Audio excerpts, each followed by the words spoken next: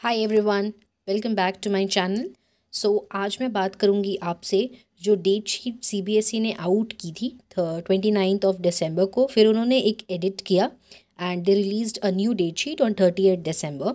और ये जो डेट शीट है ये कॉमर्स के स्टूडेंट्स के लिए मैं शेयर कर रही हूँ कि क्या सब्जेक्ट्स हैं, क्या कोर सब्जेक्ट्स हैं, कौन कौन सी डेट को उनके कोर सब्जेक्ट्स होंगे एंड कौन से डेट को इलेक्टिव सब्जेक्ट्स होंगे, ताकि आप और भी अच्छे से अपनी लेसन प्लानिंग कर सकें और अपनी पढ़ाई को अब शुरू कर दीजिए अगर आपने अभी भी अपनी पढ़ाई को शुरू नहीं किया है।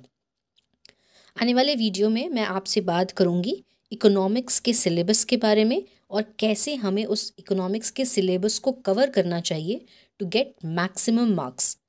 Okay, let's get started. So here is this date for commerce students. अगर आप एक कॉमर्स स्टूडेंट हैं, कुछ स्कूल्स में ईटीपी पढ़ाई जाती है या बीएसटी पढ़ाई जाती है। अगर आपके स्कूल में ईटीपी है, एंटरप्रेन्योरशिप है, आपके एग्ज़ाम्स स्टार्ट होंगे 15 फरवरी से। और अगर आप बिजनेस स्टडीज़ के स्टूडेंट हो तो आपके जो बीएसटी की एग्ज़ाम होगी वो 25 मार्च को होगी। ओके, आपकी जो 12th की एग्ज़ाम है सीबीएसई की वो एक्चुअली 15 फरवरी से स्टार्ट हो रही है।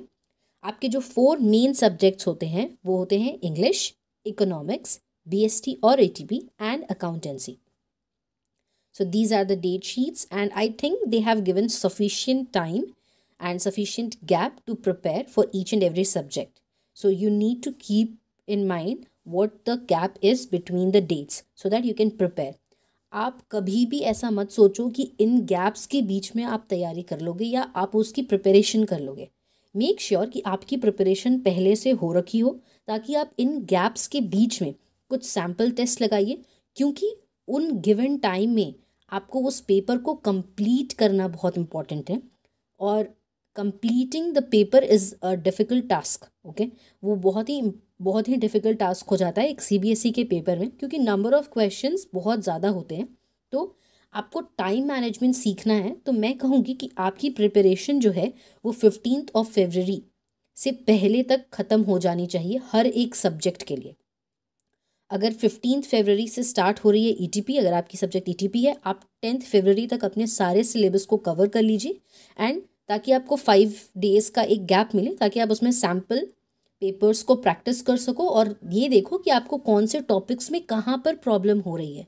अगर आपको कोई प्रॉब्लम है किसी टॉपिक में, go back, read it, okay, and right a better answer.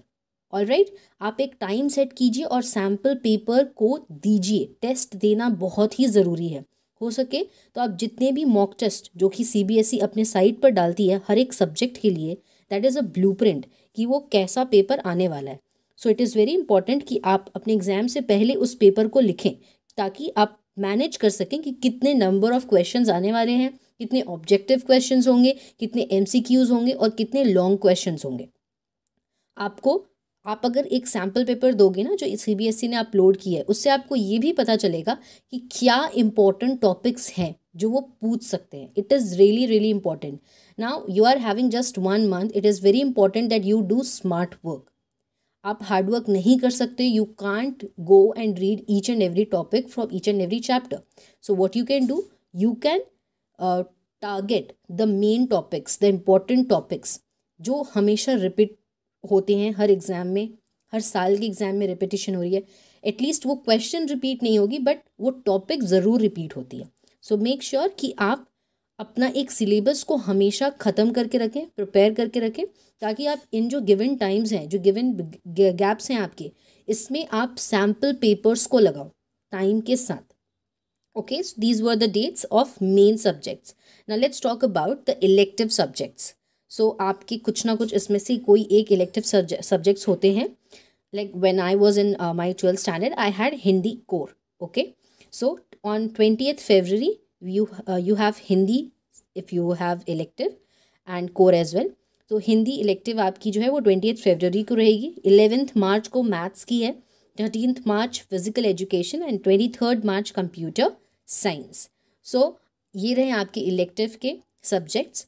तो आप उस हिसाब से अपना एक लेसन प्लान और एक जो क्या कहती हूँ मैं, एक रूटीन बनाकर कि कौन से डेट को आपकी इलेक्टिव्स पढ़ रही हैं, कौन से डेट को कौन सी सब्जेक्ट पढ़ रही है, वो बनाकर अभी तक अगर आपने एक नहीं लगाया अपना स्टडी टेबल के सामने, अभी भी टाइम है, आप लगा लीजिए। और सैम्पल पेपर्स की प्रिंट आउट निकाल कर सामने रखिए। Do not practise it from the phone. Take a print out, ठीक है, अपने आप को 3 घंटे का टाइम दीजिए, और हो सके तो 10:30 to 1:30 का ही टाइम लीजिए। क्यों? क्योंकि आपको इस समय के दौरान बैठना है। तो अगर आपके कुछ हैबिट्स हैं उस दौरान, ठीक है, उस टाइम के दौरान अगर आप कुछ और आपके हैबिट्स हैं कि कुछ लोगों को नींद आती है, कुछ लोग काफ़ी लेज़ी होते हैं इस टाइम में, तो आप क्या कर सकते हो कि 10:30 to 11:30 10:30 to 1:30 ये जो टाइम है, इसी स्लॉट में सैम्पल पेपर देने की कोशिश कीजिए। Every day each and every subject आपको, जैसे कि आपकी जो भी एग्जाम्स हैं उससे पहले जो भी आपको गैप मिल रहा है उसमें आप सैम्पल पेपर को ज़रूर प्रैक्टिस कीजिए। Every day at least 2 sample you have to practise, ठीक है। All right everyone,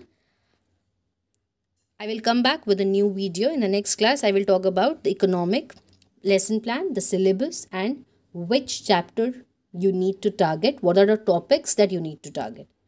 See you. Bye-bye.